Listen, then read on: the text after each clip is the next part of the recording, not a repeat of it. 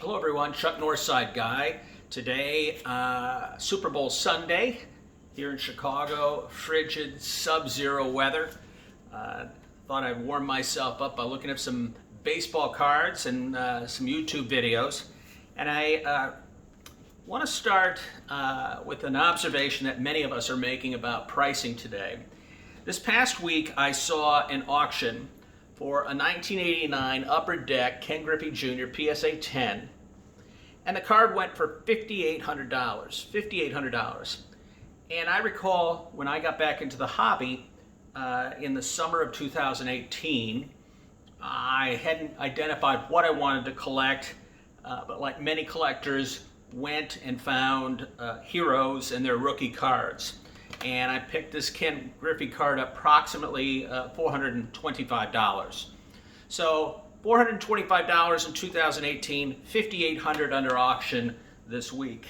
I am contemplating seriously whether or not to sell it. While I'm a collector, I can't deny 10, 11, 12% returns on some of these purchases as maybe a good idea. Another fun fact about the Ken Griffey Jr. Upper Deck card, there's 3,800 that are graded 3,900 PSA 10, and there's 5,188 Mike Trout Topps Update PSA 10. So quite the rarity for a spectacular player. I recalled a video that I saw from Silver Jackify, and I'm not sure he watches my videos. I'll have to send him a link and hope he watches this one. Joe, if there is a national in Chicago this year, I hope we can meet, because the cards that you recommended in a March 2018 video entitled 10 Baseball Cards Under $30, March 2018, guys, go look it up. And in this video, Joe talks about if instead of spending $30 on a blaster, and back in that day, in that video, he could find them. He recommended cards that we should instead allocate $30.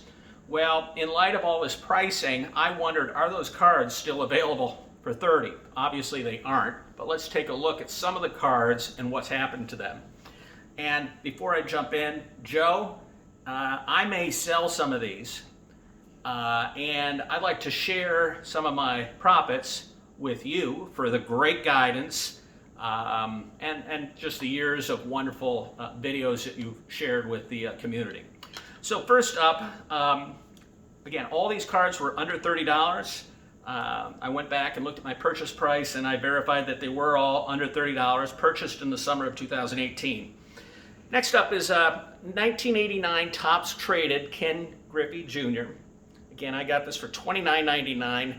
Sales this past week were $350, more than 10 times return if I were to sell it.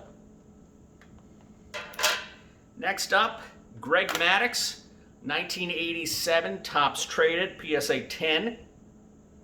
Again, under $30. Today, $125. Next up, Chris Bryant, 2015 Topps.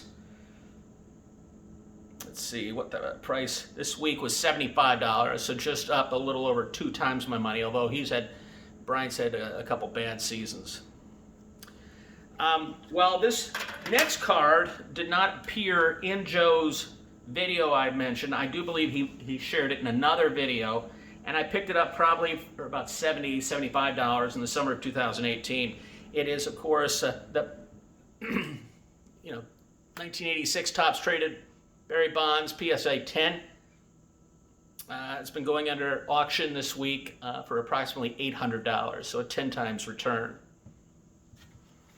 And then finally is Pedro Martinez, and I think I got this for like $20 and went under auction for $65. So I like to collect cards, you like to collect cards, but when you start getting returns of 10, 15 times your initial investment, you have to take a look, in my opinion, at your motives for holding some of these cards and say, is it time to take some money off the table? I've had a very active time selling cards on eBay, and I'm getting full price these days, and I'm just stunned at the volume that goes through my store.